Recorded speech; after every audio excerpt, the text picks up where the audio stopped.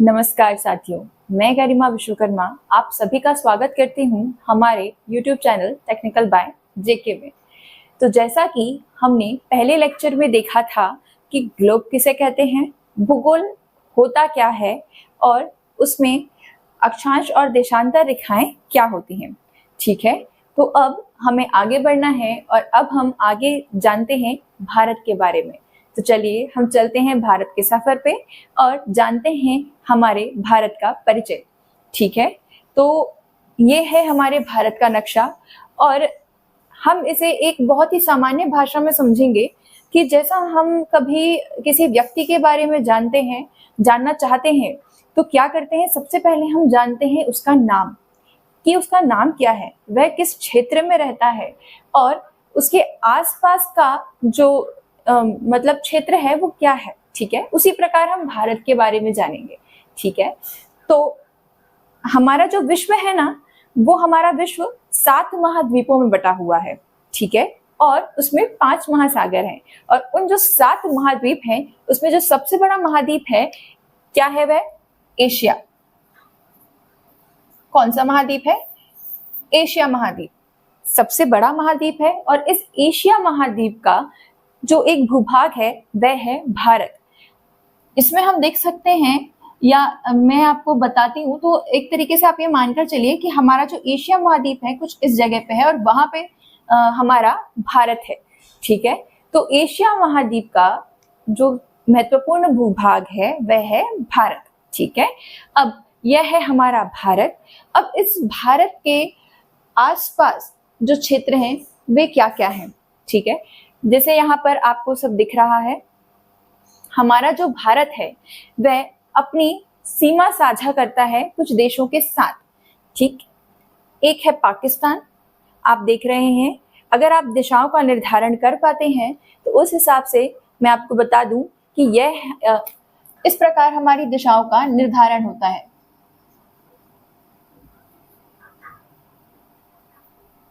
East, west, north and south. ठीक है, तो हम शुरू करते हैं, पूर्व से शुरू करते हैं। ठीक है, तो पूर्वी दिशा में हमारे भारत की जो सीमा है वह किन देशों से लगी हुई है? म्यांमार। थोड़ा ऊपर जाएंगे उत्तर पूर्व की तरफ तो है चीन, भूटान, नेपाल। ठीक है, और थोड़ा ऊपर जाएंगे तो है पाकिस्तान और यहाँ कहीं पर जो थोड़ी बहुत सीमा है वह लगती है अफगानिस्तान से।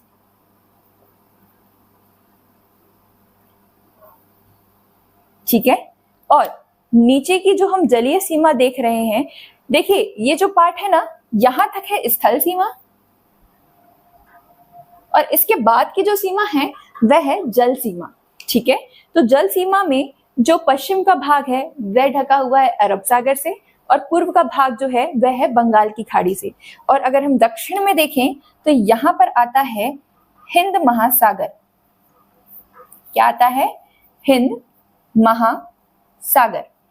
ठीक है, ये मैं जितना भी डेटा आपके सामने लेकर आ रही हूँ ये ऑथेंटिक सोर्स से है। आप एनसीईआरटी की बुक उठा सकते हैं, वहां हमें हमारा भारत इसी प्रकार का दिखेगा और सारे डेटा भी हमें यही मिलेंगे। ठीक है, यहाँ पर जितने भी पॉइंट हैं हमें पढ़ना तो थ्योरी है पर फैक्ट को अपने दिमाग में रखकर चलना है, जो एग्जाम में बहुत इंपॉर्टेंट होते हैं। ठीक है, तो चलिए बिल्कुल शुरू से शुरू करते हैं भारत के बारे में।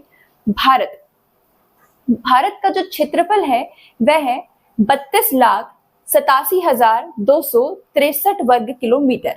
ठीक है, जैसा कि हमने पिछली क्लास में देखा था अक्षांश और देशांतर रेखाओं के बारे में। ठीक, तो अक्षांश और देशांतर रेखाओं के बारे में जब हमने देखा था तो उस समय हमने ये भी देखा था कि ग्लोब को हमने 2 भागों में विभाजित किया था। किससे? 0 डिग्री विषुवत रेखा से। तो उससे हमारा भारत उत्तरी गोलार्ध और दक्षिणी गोलार्ध में विभाजित हो गया था। ठीक, और उसी समय हमने देखा था नॉर्थ पोल और साउथ पोल, अर्थात उत्तरी ध्रुव और दक्षिणी ध्रुव। और उत्तरी ध्रुव और दक्षिणी ध्रुव को मिलाने वाली जो रेखा थी वो थी देशांतर रेखा, और वह देशांतर रेखा हमारे विश्व को 2 भागों में बांट रही थी। और वो क्या था? एक पूर्वी गोलार्ध था और एक पश्चिमी गोलार्ध था। अब मैं ये सारी चीजें आपको क्यों बता रही हूँ? क्योंकि हमें यह निर्धारण करना है कि हमारे ग्लोब में भारत की जो स्थिति है उसका निर्धारण एक्चुअल में किस गोलार्ध में है और किन देशांतरों और अक्षांशों के बीच है। ठीक है, तो यहाँ पर आप देख सकते हैं, मैंने आपको पिछली क्लास में एक परिभाषा दी थी कि किसी बिंदु से नापी गई कोणीय दूरी क्या कहला रही है, हमारी अक्षांश रेखा। ठीक है, तो यह है हमारा वह बिंदु, और इस बिंदु से नापी गई कोणीय दूरी 8 डिग्री 4 मिनट की जो कोणीय दूरी है, यह है हमारे भारत की अक्षांश रेखा। ठीक है, हमारा भारत 8 डिग्री 4 मिनट अक्षांश से 37 डिग्री 6 मिनट उत्तरी अक्षांश के बीच स्थित है। उत्तरी अक्षांश, समझ रहे हैं, उत्तरी गोलार्ध, क्योंकि अक्षांश रेखाएं उत्तर की तरफ बढ़ रही हैं, तो उत्तरी अक्षांश, तो हमारा भारत किसमें है, उत्तरी गोलार्ध में स्थित है, 0 डिग्री के उत्तर में स्थित है, इसलिए हम उन अक्षांशों को क्या नाम दे रहे हैं, उत्तरी अक्षांश नाम दे रहे हैं। ठीक है, और आप जैसे ये जान पा रहे हैं कि 0 डिग्री से 90 डिग्री तक की क्या है, अक्षांश रेखाएं मौजूद हैं, और 0 डिग्री से 90 डिग्री तक ऊपर की तरफ अक्षांश रेखाएं जा रही हैं। तो ये तो सीधी सी बात है कि 1 2 3 4 करते हुए आप नीचे से ऊपर तक जाएंगे। ठीक है, तो 8 डिग्री 4 मिनट नीचे से ऊपर बढ़ते हुए जहां तक हमारे भारत की सीमा है उसे हम क्या बोलेंगे, 37 डिग्री 6 मिनट उत्तरी अक्षांश। तो ये तो समझ में आ गया कि हम उत्तरी अक्षांश क्यों लगाते हैं। ठीक है, अब हम देखते हैं देशांतरीय विस्तार। देशांतरीय विस्तार आप यहाँ पे देख पा रहे हैं, जैसे मैंने लिखा है 68 डिग्री 7 मिनट से 97 डिग्री 25 मिनट। ठीक है, अब ये कैसे निर्धारित किया हमने, अब आप देख रहे हैं कि उत्तरी ध्रुव से दक्षिणी ध्रुव को मिलाने वाली रेखा हम क्या बोलते हैं, देशांतर रेखा। और वह जो मध्य देशांतर रेखा है, प्राइम मेरिडियन जो है, हमारे ग्लोब को, हमारी पृथ्वी को 2 भागों में विभाजित करती है, 2 गोलार्धों में विभाजित करती है, पूर्वी गोलार्ध और पश्चिमी गोलार्ध। तो 0 डिग्री मध्याह्न रेखा के पूर्व का जो भाग होता है वह कहलाता है पूर्वी गोलार्ध, और हमारे भारत की जो स्थिति है वह स्थित कहाँ है, पूर्वी गोलार्ध में स्थित है। ठीक है, कहाँ स्थित है, पूर्वी गोलार्ध में स्थित है। इसीलिए जब हम देशांतर रेखाओं का निर्धारण करते हैं तो हम कैसे बढ़ रहे हैं, 0 से 1 2 3 इस तरफ को बढ़ रहे हैं, वैसे ही कहाँ बढ़ रहे हैं, पश्चिम की तरफ बढ़ रहे हैं। तो 68 डिग्री तक आते आते कहाँ पर हैं हम, पूर्वी गोलार्ध में हैं। तो हम क्या देशांतर का निर्धारण करेंगे कि भारत किस देशांतर में स्थित है, 68 डिग्री 7 मिनट पूर्वी देशांतर से 97 डिग्री 25 मिनट पूर्वी देशांतर के मध्य हमारा भारत स्थित है। ठीक है, तो ये तो हुई हमारी अक्षांश और देशांतर की बात कि हमारे भारत का अक्षांश और देशांतरीय विस्तार क्या है। ठीक है, अब हम आगे बात करते हैं। जैसे मैंने आपको बताया था कि भारत का क्षेत्रफल कितना है, 32,87,263 वर्ग किलोमीटर है, और उसके नीचे मैंने एक फैक्ट लिखा है 2.42%। क्या लिखा है उसके बाजू में, संपूर्ण विश्व के क्षेत्रफल का। मतलब ये जो हमारा पूरा ग्लोब है, इसमें जो हमारे अंदर पूरा विश्व समाया हुआ है, उस पूरे विश्व का 2.42% भाग किसमें समाया हुआ है, हमारे भारत में। ठीक है, इसीलिए यह जो क्षेत्रफल है, जो हमारा भारत है, वह संपूर्ण विश्व का 2.42% है। ठीक है, अब हम और आगे बढ़ते हैं और देखते हैं हमारे भारत का और भी आगे का अक्षांशीय विस्तार जो एक रह गया है। 8 डिग्री 4 मिनट तक तो आपने देख लिया, पर ये हमारा क्या है, मुख्य भूमि। मुख्य भूमि तक तो 8 डिग्री 4 मिनट है, परंतु हमारे भारत के साथ कुछ द्वीप समूह भी समाये हुए हैं। ठीक है, जैसे पूर्व की तरफ आप थोड़ा आएंगे, पूर्व दक्षिण की तरफ आएंगे तो अंडमान निकोबार भी है, और आप पश्चिम की तरफ जाएंगे तो आपको क्या दिखेगा, लक्षद्वीप दिखेगा। तो अंडमान निकोबार जो है वह भी किसका पार्ट है, यह भी भारत का पार्ट है। और इसका जो द्वीप समूह है, सबसे आखिरी वाला द्वीप समूह है, यह हमारे 6 डिग्री 4 मिनट अक्षांश रेखा पर स्थित है। ठीक है, इसीलिए हमारा जो अक्षांशीय विस्तार, हम एक प्रकार से ये भी बोल सकते हैं कि क्या है, 6 डिग्री 4 मिनट से शुरू है, परंतु मुख्य भूमि का बोला जाएगा तो मुख्य क्या है, 8 डिग्री 4 मिनट से है। ठीक है, अब हम थोड़ा आगे बढ़ते हैं और आगे बढ़कर हम क्या देख रहे हैं कि हमारे भारत का जो पूर्व से लेके पश्चिम तक का डिस्टेंस है, दूरी है, वह कितनी है, 2933 किलोमीटर। अब ये जो पूर्वी बिंदु है या पूर्वी हम कहाँ से दूरी नाप रहे हैं, तो हम ये नाप रहे हैं पूर्व में स्थित है अरुणाचल प्रदेश और पश्चिम में क्या गया है गुजरात। अरुणाचल प्रदेश से गुजरात तक की पूरी दूरी हम नाप रहे हैं यहाँ पर, और वह क्या है 2933 किलोमीटर। उसी प्रकार हम एक बोलते हैं ना जम्मू कश्मीर से कन्याकुमारी तक, उसी प्रकार क्या है जम्मू कश्मीर से कन्याकुमारी तक अर्थात उत्तर से लेकर दक्षिण तक जो भारत की दूरी है वह कितनी है 3214 किलोमीटर अर्थात 3214 किलोमीटर। ठीक है, अब हम और आगे बढ़ते हैं। मैंने आपको शुरू में ही बताया था कि हमें क्या देखने होते हैं, पड़ोसी देश क्या होते हैं।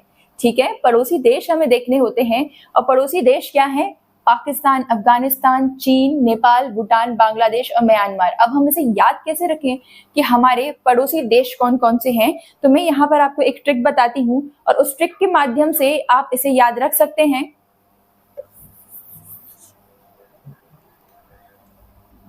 पाकिस्तान थोड़ा छोटा लिख देते हैं हम।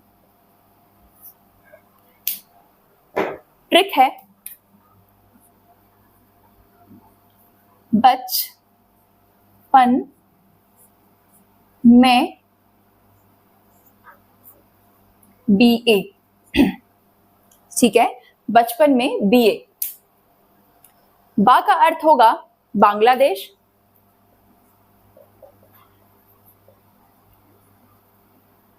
चा से आ जाएगा चीन, पा से आ जाएगा पाकिस्तान, ना से आ जाएगा नेपाल, मा से आ जाएगा म्यांमार, बा से आ जाएगा बांग्लादेश, नहीं सॉरी भूटान। इस बा को आप भा भी लेके चल सकते हैं, पर हम सिर्फ ट्रिक याद करने के कारण इसे ऐसे लिख रहे हैं, आप भा भी ले सकते हैं। ठीक है, मैं BA या वैसे BA लिखेंगे तो ज्यादा अच्छा होगा। और ए से आ जाएगा आपका अफगानिस्तान।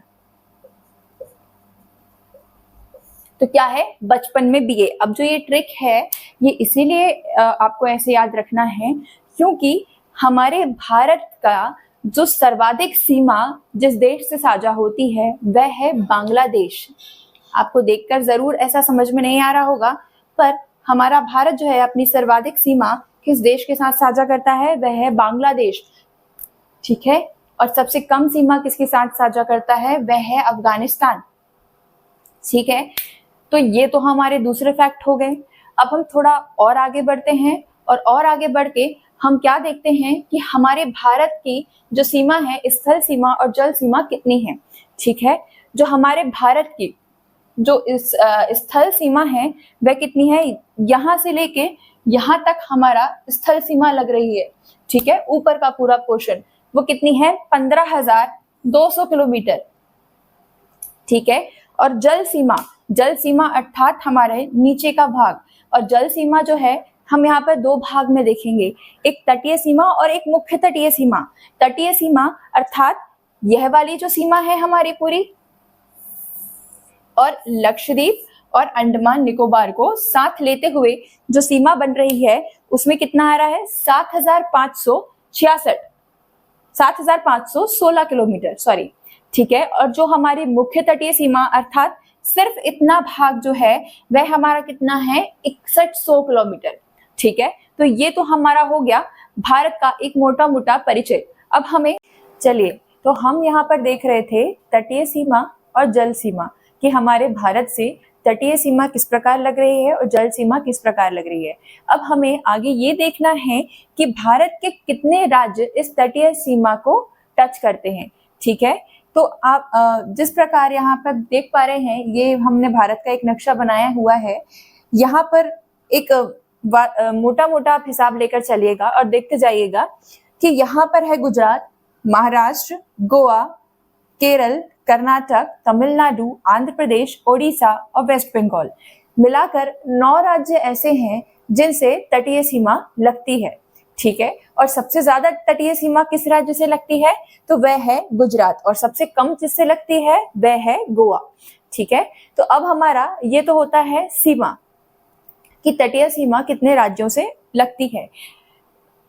अब आगे हमें जो देखना है वह क्या है, अलग अलग देश जो भारत के साथ अपनी सीमा बनाते हैं, उनका विभाजन जो है या उनका निर्धारण जो है वह किस प्रकार होता है।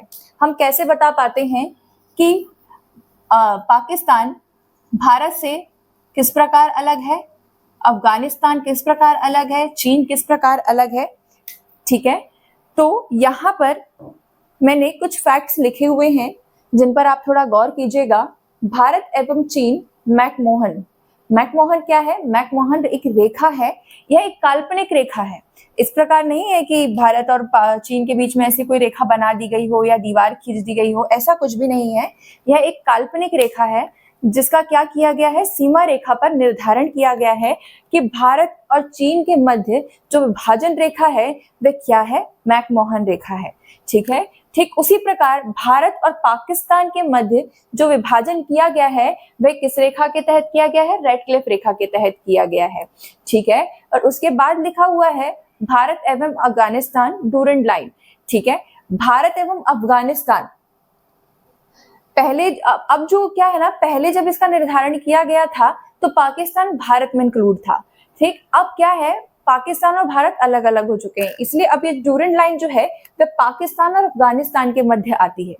ठीक, अब यहाँ पर एक फैक्ट मैंने और लिखा हुआ है, सातवां बड़ा सबसे बड़ा देश। इसका मतलब क्या समझ में आ रहा है कि विश्व के 6 ऐसे बड़े देश और हैं जो भारत से भी बड़े हैं।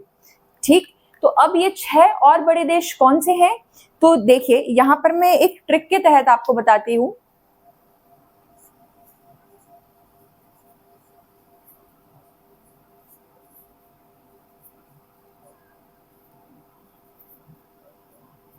रुक चीन अब आ। ठीक है, क्या है, एक ट्रिक है, रुक चीन अब आ। रू से क्या है, रूस, का से है कनाडा, चीन से चीन ही है। ठीक है, अब यहाँ पर ब्राजील, ऑस्ट्रेलिया और आ से है अमेरिका। ठीक है, अमेरिका, ब्राजील, ऑस्ट्रेलिया। उसके बाद जो 7वां बड़ा राज्य है, देश है, वो क्या है, भारत।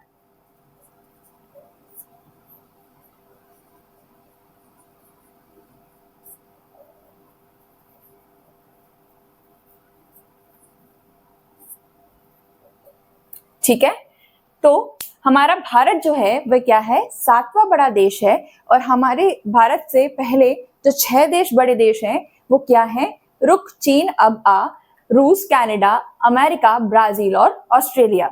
ठीक है, अब हम थोड़ा और आगे बढ़ते हैं। मैंने आपको कुछ अक्षांश और देशांतर रेखाओं के बारे में बताया था और बोला था कि ये हमारे लिए बहुत ही महत्वपूर्ण है, जिन्हें हमें आगे जाकर भी देखना है। ठीक है, उसमें से एक अक्षांश रेखा है कर्क रेखा। कर्क रेखा क्या है, अक्षांश रेखा, कर्क रेखा अक्षांश रेखा जो है उसका कितने डिग्री पर है, वह 23.5 डिग्री पर हमारी अक्षांश रेखा मौजूद है। और मैंने आपको जब ये अक्षांश रेखा के बारे में बताया था तब मैंने आपको ये भी बताया था कि यह हमारे भारत को लगभग 2 भागों में विभाजित करती है। क्या करती है, लगभग 2 भागों पर विभाजित करती है।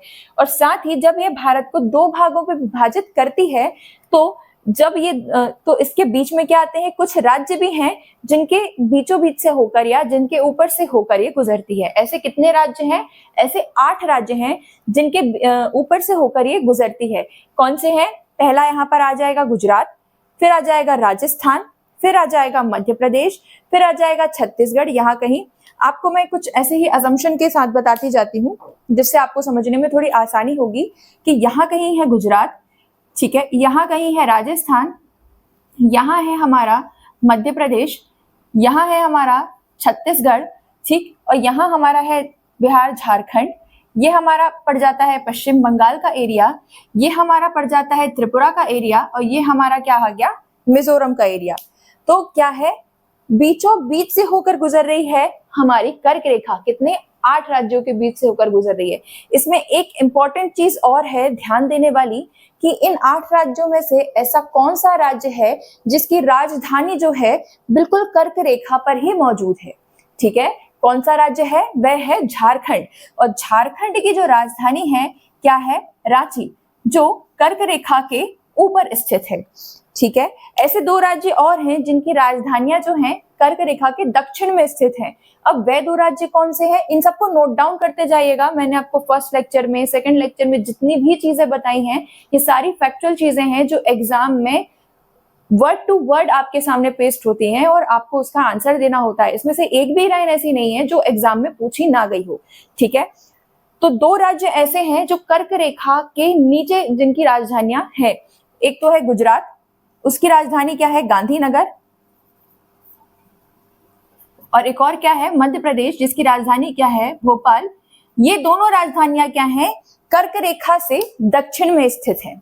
ठीक है, कहाँ है, कर्क रेखा से दक्षिण में स्थित है। अब हम थोड़ा और आगे बढ़ते हैं और दूसरी बात करते हैं देशांतर रेखा की। तो यहाँ पर हमने सबसे पहले तो प्राइम मेरिडियन के बारे में पढ़ा हुआ है, क्या, ग्रीनविच मध्याह्न रेखा जो है 0 डिग्री पर उपस्थित। अब यहाँ पर आप देख पा रहे हैं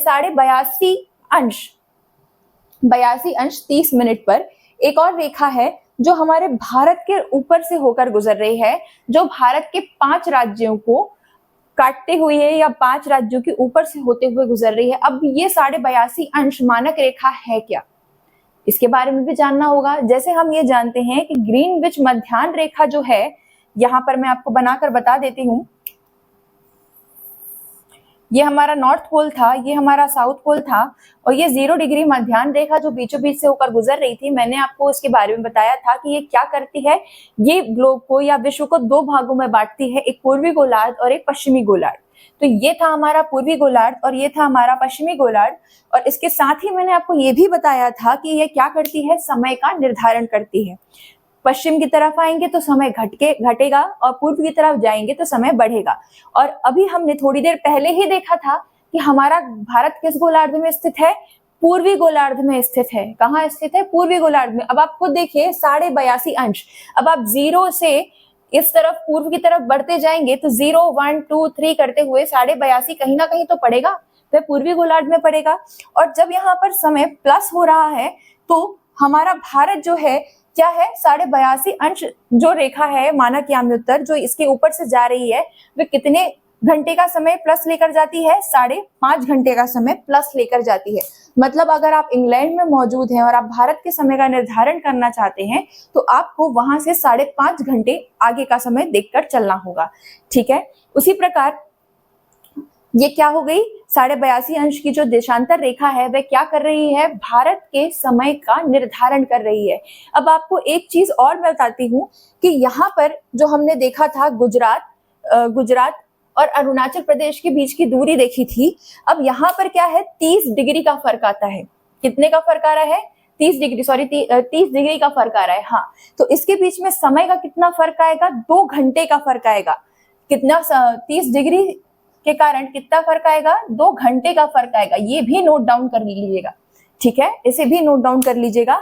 अब इसके बाद हम थोड़े और आगे बढ़ते हैं और थोड़े और इंपॉर्टेंट पॉइंट्स के बारे में जानते हैं, भारत के महत्वपूर्ण बिंदु। ठीक है, कुछ महत्वपूर्ण बिंदु होते हैं, पूर्वी बिंदु, पश्चिमी बिंदु और उत्तरी बिंदु और सबसे दक्षिणी बिंदु। तो भारत के ऐसे 4 बिंदु कौन कौन से हैं इसके बारे में जानते हैं। सबसे पहले तो भारत का सबसे उत्तरी बिंदु क्या है, इंदिरा कॉल, जो कहां पर स्थित है, जम्मू कश्मीर में, या अब आप बोल सकते हैं कि अब लद्दाख में स्थित है। कहां पर स्थित है, लद्दाख में स्थित है। उसी प्रकार नीचे आप आएंगे तो दक्षिणी बिंदु, मुख्य भूमि का दक्षिणी बिंदु बात कर रही हूं मैं, दक्षिणी बिंदु परंतु मुख्य भूमि का दक्षिणी बिंदु जो कहां पर स्थित है, तमिलनाडु में स्थित है। वो क्या है, कैप कैमोरीन। आप कन्याकुमारी भी पढ़ते हैं कई जगह, और जो मेन दक्षिणी बिंदु है मुख्य भूमि का वो क्या है, कैप कैमोरीन।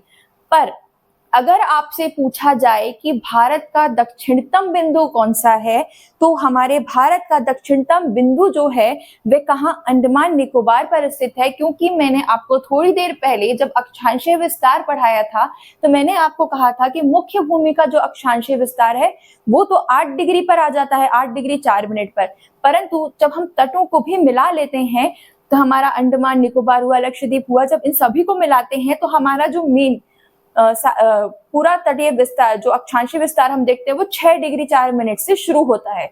तो अंडमान निकोबार में स्थित जो सदन बृहद निकोबार पे, क्योंकि निकोबार हमारा अंडमान निकोबार भी 3 भागों में बटा हुआ है, उत्तरी अंडमान, फिर मिडिल अंडमान और उसके बाद बृहद निकोबार, इस प्रकार से वह बटा हुआ है। तो हमारा जो दक्षिणतम बिंदु है वह क्या है? इंदिरा पॉइंट, जिसे हम पिग्मेलियन पॉइंट के नाम से भी जानते हैं। तो इन दोनों का अंतर समझते हुए चलिएगा कि मुख्य भूमि का दक्षिण बिंदु अगर आपसे पूछा जाए तो कैप कैमोरीन आप बताएंगे जो तमिलनाडु राज्य में स्थित है। और अगर आपसे पूछा जाए कि भारत का दक्षिणतम बिंदु कौन सा है तो आप क्या कहेंगे? इंदिरा पॉइंट है जो बृहद निकोबार पर स्थित है। ठीक है, इसी प्रकार हम थोड़ा और आगे बढ़ते हैं और अब हम आते हैं पूर्वी बिंदु पर। पूर्वी बिंदु क्या है हमारा? किबिथु, जो किस राज्य पर स्थित है? तो वह है अरुणाचल प्रदेश पर।